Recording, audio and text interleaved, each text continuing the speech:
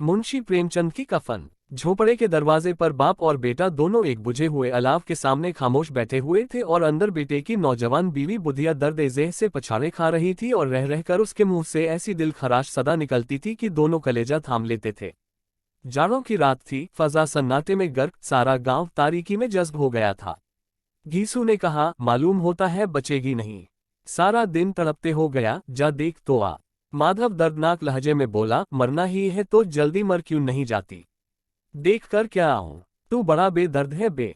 साल भर जिसके साथ जिंदगानी का सुख भोगा उसी के साथ इतनी बेवफाई।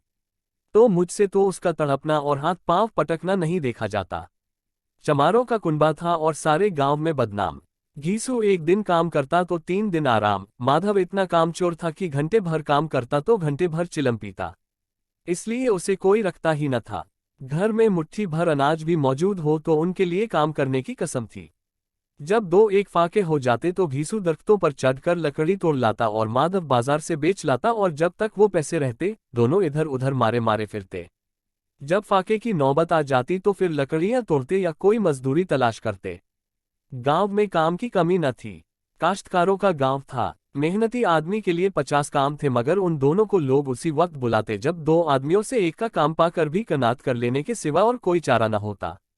काश दोनों साधु होते तो उन्हें कनात और तवक्कुल के लिए ज़ब्त-ए नफ्स की मुतलक ज़रूरत न होती। ये उनकी खल्की सिफत थी। अजीब जिंदगी थी उनकी। घर में मिट्टी के 2-4 बर्तनों के सिवा कोई असासा नहीं। फटे चिथड़ों से अपनी उरियानी को ढांके हुए दुनिया की फिक्रों से आज़ाद। कर्ज से लदे हुए। गालियां भी खाते, मार भी खाते मगर कोई गम नहीं। मिस्कीन इतने की वसूली की मुतलक उम्मीद न होने पर लोग उन्हें कुछ न कुछ कर्ज दे देते थे। मटर या आलू की फसल में खेतों से मटर या आलू उखाड़ लाते और भून भून कर खाते या दिन में 10-5 ईख तोड़ लाते और रात को चूसते। घीसू ने इसी जाहिदाना अंदाज में 60 साल की उम्र काट दी और माधव भी सातमंद बेटे की तरह बाप के नक्शे कदम पर चल रहा था बल्कि उसका नाम और भी रोशन कर रहा था। उस वक्त भी दोनों अलाव के सामने बैठे हुए आलू भून रहे थे जो किसी के खेत से खोद लाए थे। घीसू की बीवी का तो मुद्दत हुई इंतकाल हो गया था। माधव की शादी पिछले साल हुई थी। जब से ये औरत आई थी उसने इस खानदान में तमद्दुन की बुनियाद डाली थी। पिसाई करके घास छील कर वो सेर भर आटे का इंतजाम कर लेती थी और इन दोनों बेगैरतों का दोजख भरती रहती थी। जब से वो आई ये दोनों और भी आराम तलब और आलसी हो गए थे बल्कि कुछ अकड़ने भी लगे थे। कोई काम करने को बुलाता तो बेनियाजी की शान में दोगुनी मजदूरी मांगते।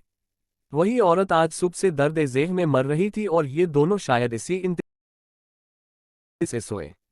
घीसू ने आलू निकालकर छीलते हुए कहा, जा देख तो क्या हालत है, उसकी चुड़ैल का फसाद होगा और क्या। यहाँ तो ओझा भी 1 रुपये मांगता है।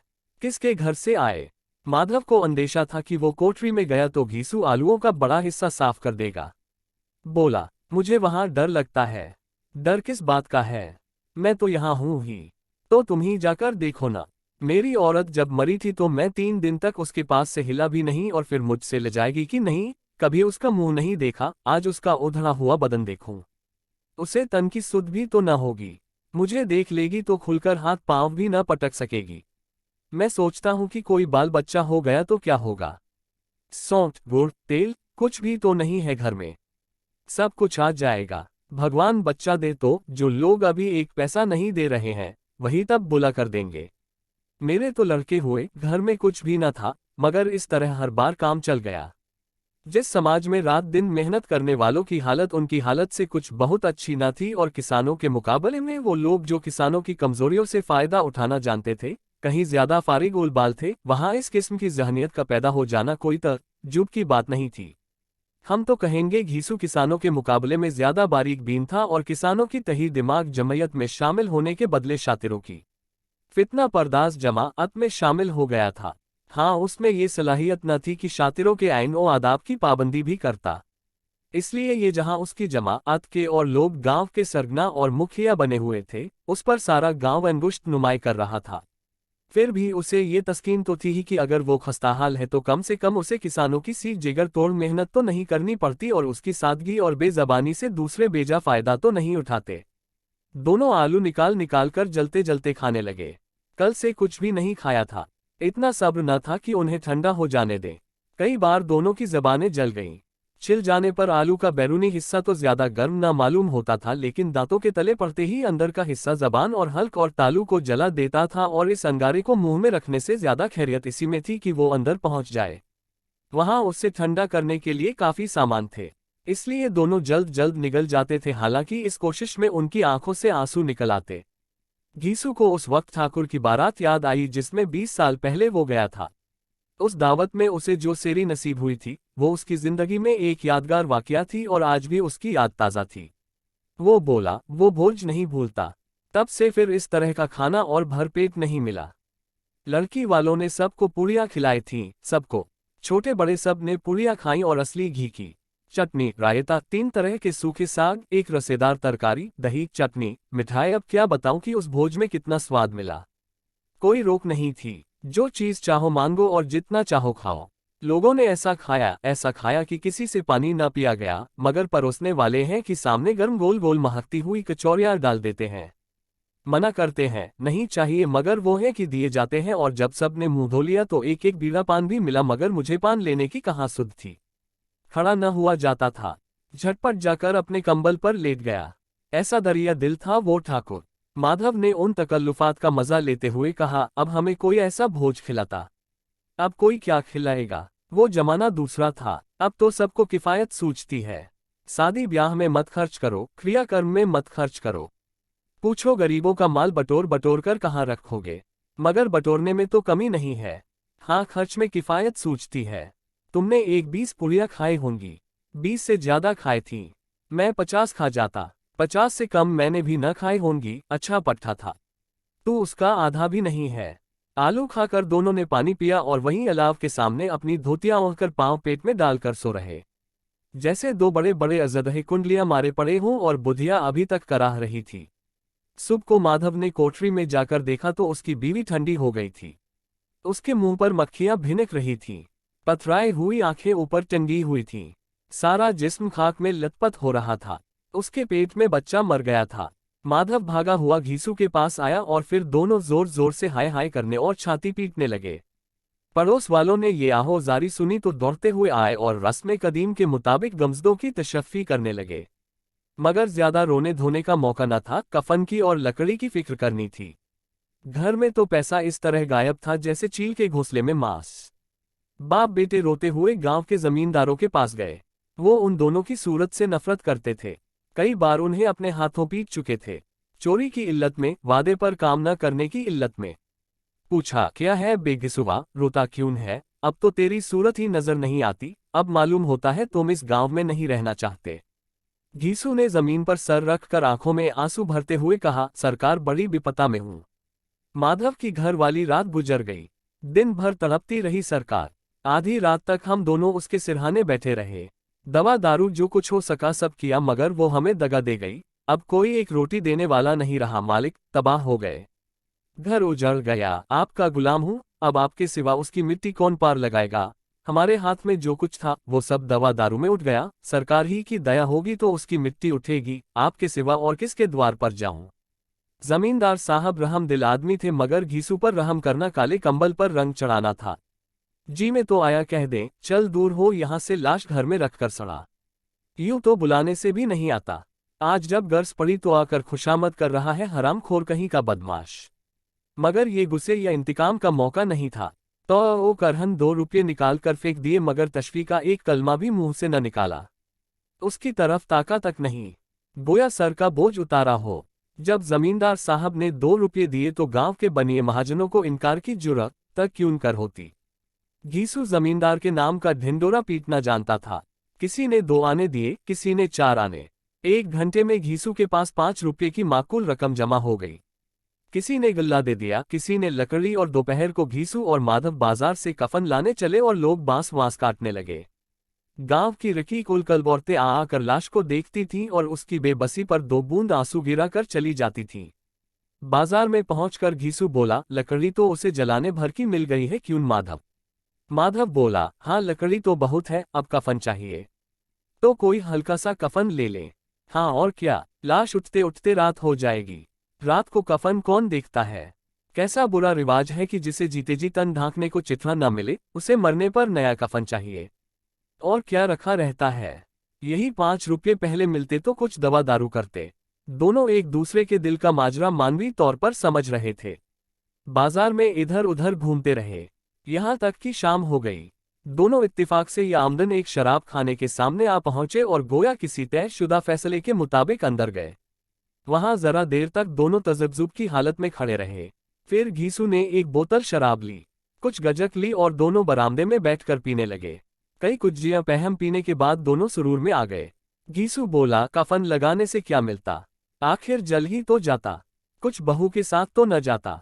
माधव आसमान की तरफ देखकर बोला, गोया फरिश्तों को अपनी मासूमियत का यकीन दिला रहा हो। दुनिया का दस्तूर है, यही लोग बामनों को हजारों रुपये क्यों देते हैं। कौन देखता है परलोक में मिलता है या नहीं। बड़े आदमियों के पास धन है, फूंकें, हमारे पास फूंकने को क्या है। लेकिन लोगों को क्या जवाब दोगे। लोग पूछेंगे कि कफन कहाँ है। घीसू हंसा, कह देंगे कि रुपये कमर से खिसक गए, बहुत ढूंढा मिले नहीं। माधव भी हंसा, इस गैर मुतवक्के खुश नसीबी पर कुदरत को इस तरह शिकस्त देने पर बोला, बड़ी अच्छी थी बेचारी, मरी भी तो खूब खिला पिलाकर। आधी बोतल से ज्यादा खत्म हो गई। घीसू ने 2 सेर पूरियां मंगवाई, गोश्त और सालन और चटपटी कलेजियां और तली हुई मछलियां। शराब खाने के सामने दुकान थी। माधव लपक कर 2 पत्तलों में सारी चीजें ले आया। पूरे 1.5 रुपये खर्च हो गए, सिर्फ थोड़े से पैसे बच रहे। दोनों उस वक्त इस शान से बैठे हुए पूरियां खा रहे थे जैसे जंगल में कोई शेर अपना शिकार उड़ा रहा हो। न जवाबदेही का खौफ था, न बदनामी की फिक्र। ज़ुल्फ़ के इन मराहिल को उन्होंने बहुत पहले तय कर लिया था। घीसू फलसफियाना अंदाज से बोला, हमारी आत्मा प्रसन्न हो रही है तो क्या उसे पुण्य न होगा। माधव ने सर अकीदत झुकाकर तस्दीक की, जरूर से जरूर होगा। भगवान तुम अंतर्यामी अलीम हो, उसे बैकुंठ ले जाना। हम दोनों हृदय से उसे दुआ दे रहे हैं। आज जो भोजन मिला वो कभी उम्र भर न मिला था। एक लम्हे के बाद माधव के दिल में एक तशवीश पैदा हुई। बोला, क्यों दादा, हम लोग भी तो वहां एक न एक दिन जाएंगे ही। घीसू ने इस तिफलाना सवाल का कोई जवाब न दिया। माधव की तरफ पुरमलामत अंदाज से देखा। जो वहां हम लोगों से पूछेगी कि तुमने हमें कफन क्यों न दिया तो क्या कहेंगे। कहेंगे तुम्हारा सर। पूछेगी तो जरूर, तू कैसे जानता है उससे कफन न मिलेगा। मुझे अब गधा समझता है। मैं 60 साल दुनिया में क्या घास खोदता रहा हूं। उसको कफन मिलेगा और इससे बहुत अच्छा मिलेगा जो हम देंगे। माधव को यकीन न आया। बोला, कौन देगा, रुपये तो तुमने चट कर दिए। घीसू तेज हो गया, मैं कहता हूं उसे कफन मिलेगा तो मानता क्यों नहीं। कौन देगा, बताते क्यों नहीं। वही लोग देंगे जिन्होंने अब के दिया। हाँ, वो रुपये हमारे हाथ न आएंगे और अगर किसी तरह आ जाएं तो फिर हम इस तरह बैठे पिएंगे और कफन तीसरी बार लेगा। जूं जूं अंधेरा बढ़ता था और सितारों की चमक तेज होती थी, मैखाने की रौनक भी बढ़ती जाती थी। कोई गाता था, कोई बहकता था, कोई अपने रफीक के गले लिपटा जाता था, कोई अपने दोस्त के मुंह से सागर लगाए देता था। वहां की फिजा में सुरूर था, हवा में नशा। कितने तो चुल्लू में ही उल्लू हो जाते हैं। यहाँ आते थे तो सिर्फ खुद फरामोशी का मजा लेने के लिए। शराब से ज्यादा यहाँ की हवा से मसरूर होते थे। सीस्त की बला यहाँ खींच लाती थी और कुछ देर के लिए वो भूल जाते थे कि वो जिंदा है या मुर्दा है या जिंदा दरगोर है। और ये दोनों बाप बेटे अब भी मजे ले के चुस्कियां ले रहे थे। सबकी निगाहें उनकी तरफ जमी हुई थीं। कितने खुश नसीब हैं दोनों, पूरी बोतल बीच में है। खाने से फारिग होकर माधव ने बची हुई पूरियों का पत्तल उठाकर एक भिखारी को दे दिया जो खड़ा उनकी तरफ गुरसना निगाहों से देख रहा था और देने के गुरूर और मसरत और वलवले का अपनी जिंदगी में पहली बार एहसास किया। घीसू ने कहा, ले जा, खूब खा और आशीर्वाद दे। जिसकी कमाई थी वो तो मर गई मगर तेरा आशीर्वाद उसे जरूर पहुंच जाएगा। रोए रोए से आशीर्वाद दे, बड़ी गाड़ी कमाई के पैसे हैं। माधव ने फिर आसमान की तरफ देखकर कहा, वो बैकुंठ में जाएगी, दादा बैकुंठ की रानी बनेगी। घीसू खड़ा हो गया और जैसे मसरत की लहरों में तैरता हुआ बोला, हाँ बेटा, बैकुंठ में न जाएगी तो क्या ये मोटे मोटे लोग जाएंगे जो गरीबों को दोनों हाथ से लूटते हैं और अपने पाप के धोने के लिए गंगा में जाते हैं और मंदिरों में जल चढ़ाते हैं। ये खुश इत्तिकादी का रंग भी बदला। तलवुन नशे की खासियत है। यास और गम का दौरा हुआ। माधव बोला, मगर दादा बेचारी ने जिंदगी में बड़ा दुख भोगा, मरी भी कितनी दुख झेलकर। वो अपनी आंखों पर हाथ रखकर रोने लगा। घीसू ने समझाया, क्यों रोता है बेटा, खुश हो कि वो माया जाल से मुक्त हो गई, जंजाल से छूट गई। बड़ी भागवान थी जो इतनी जल्द माया के मोह के बंधन तोड़ दिए। और दोनों वहीं खड़े होकर गाने लगे, ठगनी क्यों नैना झमकावे। ठगनी सारा मैं खाना महवे तमाशा था और ये दोनों मैकश मखमूर महावियत के आलम में गाए जाते थे।